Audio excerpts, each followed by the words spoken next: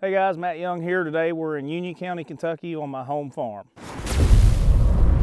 We're going to do a prescribed burn tonight on this fallow field to get ready for an equip planting that we have coming up that's got to be done by May 1st. You got to consider your conditions when you're doing a prescribed fire, especially this early. I think we're February 19th or 20th today. Typically speaking, we wouldn't burn until March, but we have good conditions to burn here today. We had a very wet weekend with snow.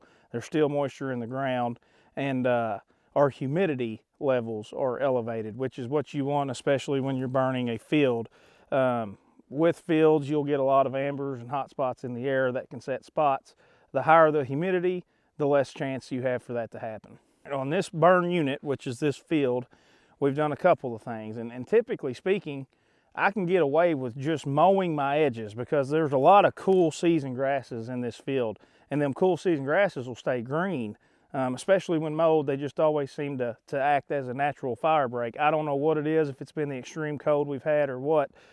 We didn't have that, so I came in and mowed an extra wide buffer around everything we plan to burn. And what that's going to do is, even if the fire gets in some of this heavier cover and starts to run, as soon as it hits that mowed strip, it's going to slow down considerably.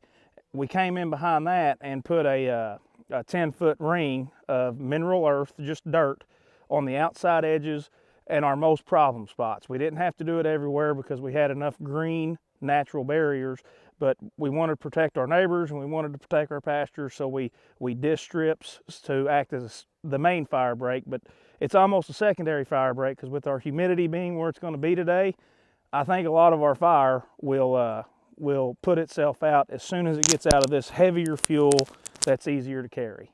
So the reason that we are burning this here today, again, is for that equip application that I had approved last year. We are planting a pollinator blend in here, which is going to do two things. It's going to give me great cover, much better than what's out here now as it's just setting fallow, but it's going to also provide a good food source.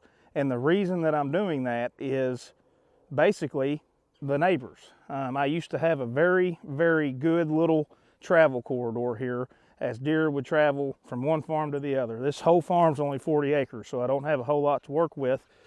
They recently clear cut one of the key destinations that all the deer were traveling to. And when they did that, the deer no longer had a reason to cross me. So it has affected my hunting on my farm pretty greatly. I'm not saying that this is going to 180 that, but I think I will definitely start holding more deer more throughout the hunting season because we are in ag country. I mean, they clear cut that to plant it to corn.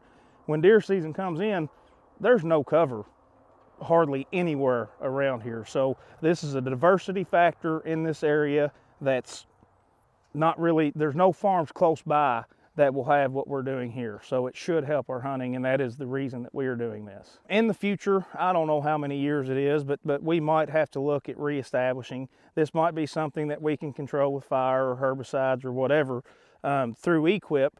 This is a one-time payment, kind of consider it a cost share, where they are helping me to establish this pollinator planting because they too want the diversity factor, especially in an area like this. For future, it'll probably be herbicide and fire mitigation. Eventually, it's like everything. We might have to address it 5-10 years down the road, but as long as we take care of it, keep our invasives under control, we should have a good stand of habitat here for years to come. One important thing to keep in mind when you're burning, let the authorities know, call dispatch. A lot of times I've been on those burns where the proper channels weren't taken to notify the right people. A concerned neighbor sees a fire on the ground and the fire department comes rolling in. So call dispatch and either give them the address or a close point that they can reference. Let them know where you're burning.